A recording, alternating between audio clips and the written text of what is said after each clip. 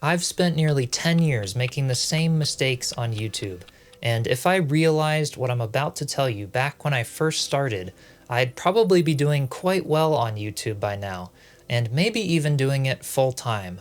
So in this video, I want to save you over a decade of time and struggle with a few key things that I've realized to hopefully help you break past any mental blocks or fears you might have and start creating with confidence. One of the biggest things I wish I realized back when I first started is the importance of setting intentions with YouTube.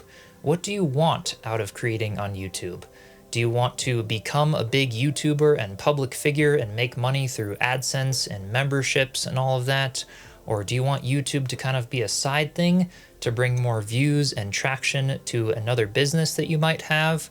Or maybe you just simply want it to be a showcase and resume of all the things you do or all of your projects, maybe a lifestyle vlog. And I'm not saying that you have to get super clear and know exactly what you want to do or put content out about on YouTube right from the get-go, but giving it a little bit of thought and thinking about the mindset you might need to develop to start creating in the way that you want, and just kind of doing this ahead of time will really speed up the process for getting your channel started on the right path. And when you do get started, one of the most important things to know is that done is better than perfect.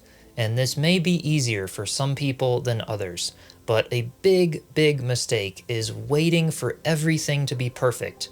You need the perfect camera, the perfect microphone, the perfect lighting, the perfect space to film in. And just know that every successful creator started by making bad videos and then gradually improving over time. Because each video is a stepping stone along the way, and you can learn from each one and gradually improve as you go, rather than chasing viral success right away, which will pretty quickly lead to burnout and a lack of enthusiasm for creating videos. So don't overthink it. Just hit upload and adjust as you go, because after all, the real growth happens on YouTube and not in your head. And this is definitely much easier said than done, and I'm not saying that thinking and planning and learning are not good things, but just don't overdo them and don't get addicted to them, because it's really easy to get addicted to learning.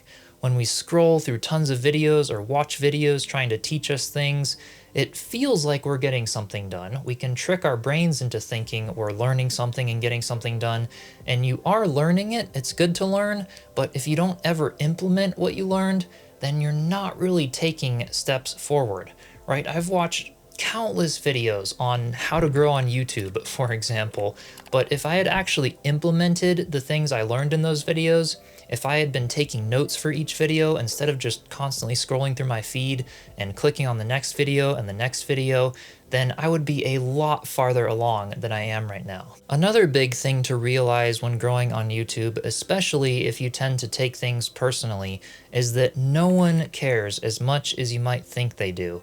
And you are often your biggest critic. And yes, other people might be critical about your content or leave mean comments, but at the end of the day, it's not worth wasting time and energy really caring about what they think, because they could just go start their own YouTube channel or do their own thing, and they're not really your ideal viewer anyway.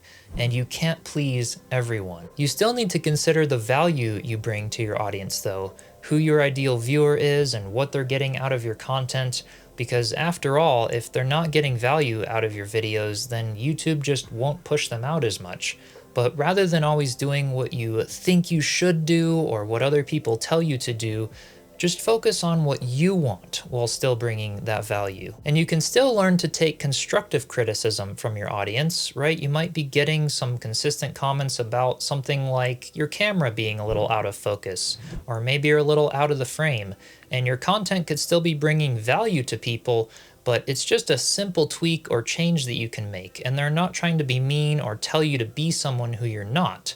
So basically, this is all to say, learn to care without caring, right? Which is definitely a bit hard to understand at first, but you can take constructive criticism, just don't let them tell you to change or be someone or something that doesn't align with who you are and your own values. So don't overthink it and don't always assume what people are thinking about you. Start thinking about your intentions, Start taking action and know that done is better than perfect, and realize that no one cares as much as you think.